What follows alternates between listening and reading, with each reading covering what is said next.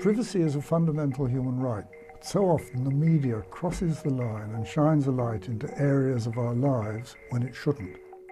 The arguments that the editors offer are about as concrete as the papers they produce. Whether it's the recent threesome case or my case back in 2008, they have absolutely no basis on which to publish anything. When I appeared in front of a parliamentary committee in 2009, the assumption seemed to be that because I was known, I was fair game and they could publish anything they liked.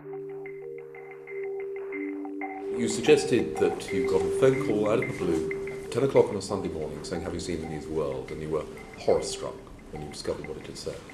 You also said that you had been attending parties of the kind for 45 years. You're a public figure. You know the British press. You know the appetite of the British press for stories of this kind. Had you not always felt that this was a time bomb that sooner or later was going to go off? I have to confess I didn't. As Prince Harry said the other day, everyone's entitled to a private life. And the media have destroyed their own defence by crossing the line into areas of no public interest so many times. And ironically, when the newspapers themselves have something to lose by exposing John Whittingdale's relationship, they chickened out. That's why I believe injunctions still do have a valuable role to play in maintaining privacy. Once something is published, no judge on earth can make it private again. An injunction is the only safeguard. Of course, there are problems with the internet because it is all over the world. But the technology companies must take responsibility for protecting privacy in cases where it should be protected. There are cases of hypocrisy, of misleading the public, which must be exposed.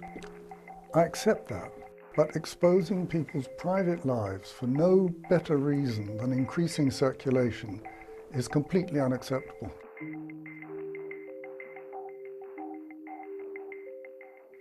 And Max Mosley joins me now. Max Mosley, you politely glossed over your feelings about John Whittingdale, given his robust questioning of you at the Culture Select Committee. How did you feel when the story about him then came out? Was it in the public interest, or did you feel sympathy for him? Well, I felt sympathy for him as far as the story is concerned. The public interest is not the story, but the fact that the newspapers had the story and didn't reveal it, which of course normally they would. I mean, anything slightly untoward with an MP or something like that, they would reveal. But in his case, they didn't. Why didn't they? Well, the obvious inference is that they had this, he knew they had it, and it was hanging over him like the sword of Damocles. Well, as you know, of course, the press have robustly defended themselves, saying it just wasn't interesting enough to publish and print at the time.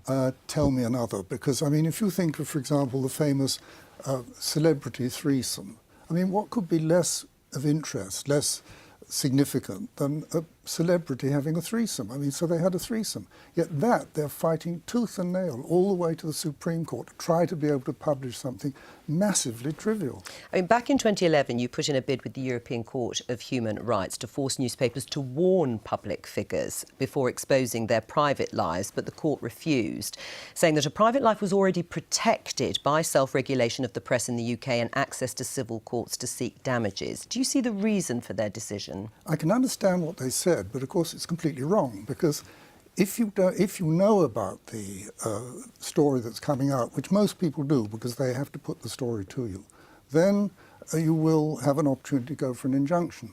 If they're going to publish something which they know is illegal, as they did in my case, then what they do is they keep it secret. They even published a spoof first edition of that version of the News of the World, so that I had no chance of finding out until it was on in every home in the UK. So what's really important is in those minority of cases where it is completely illegal and they do ambush you, they should be forced to tell. Right. I mean, the court, though, also said that newspapers could opt to pay a fine instead of notifying people if pre-notification became law. And I suppose they might just think, well, we'll bung the money over because if the story's that good, it's worth paying. I think the courts would probably impose a fine that would make their eyes water if they deliberately broke an injunction, and quite rightly so. Do you think the future of the injunction looks fragile as it stands now, Charles Clarke? I think it is fragile, but the key word is what you used in your introduction. I'm very sympathetic to what Max is arguing. It is there a public interest in particular areas? And that's, of course, difficult to analyse. There are all kinds of issues which have to be tested ultimately in court. But public interest is not the same as interest of the public, nor is it the same as selling newspapers. And I don't think it is clear in many of these cases that there is a public interest in publishing in the way that people think. I'm very sceptical about the self-regulation of the media. Even before Leveson, even after the Leveson changes, I'm not convinced that the current changes create a stable regime. And I think we'll have to see how it evolves in the next period, as newspapers are having rebounded on the hacking case, are beginning to be a bit more careful. But I doubt how long will that last, I think, is a really major question. Do you think injunctions are needed to protect people's private lives?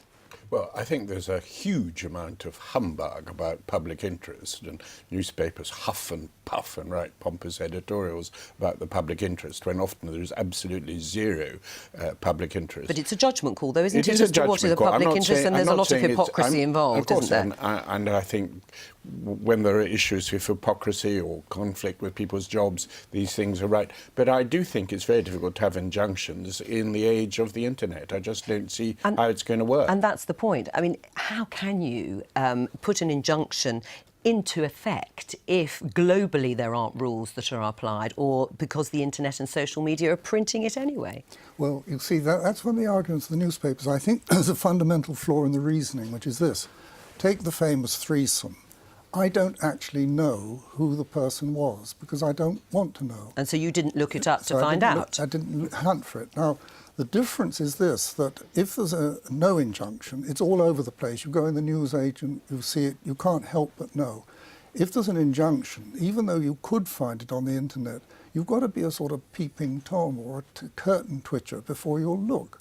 Because if you know, for example, your neighbours get up to something interesting every morning at 10 o'clock, unless you're, again, a peeping Tom, you don't go and watch. It's exactly the same thing. Nobody needs to look for it on the internet, so you've got to hunt for it. And so what happens is the people who are the peeping Toms will find it. But ordinary people who couldn't care less whether a threesome or no threesome, they're not going to find it, they're not going to see it. What do you say to that? Well, I think people may not care very much in a moral sense, but I think the whole world are peeping Toms these days, and everybody gets on the internet. Now, a lot of people, you didn't have to look, I mean, I didn't actually look up the threesome case, but you didn't have to look very hard, I think. It's very easy, it's very accessible. And isn't that the point? I mean, I think it is there. You say you have to hunt for it, but I think it's everywhere. I think you underestimate a little too much, Norman, the extent to which injunctions do inhibit lawyers. I remember when I worked for Neil Kinnock, a whole series of battles with newspapers where they intended, including the night before the 1992 general election, of publishing entire untruths about Neil's alleged use of private health, which was completely false. And we simply had a lawyer there battering, and then finally they caved in. I remember going and seeing Kelvin Mackenzie, then editor of The Sun, before that election, and he got his desk out and in a Kelvin way he said, "I've got these effing writs, these effing writs. Why have you got sending us these writs?"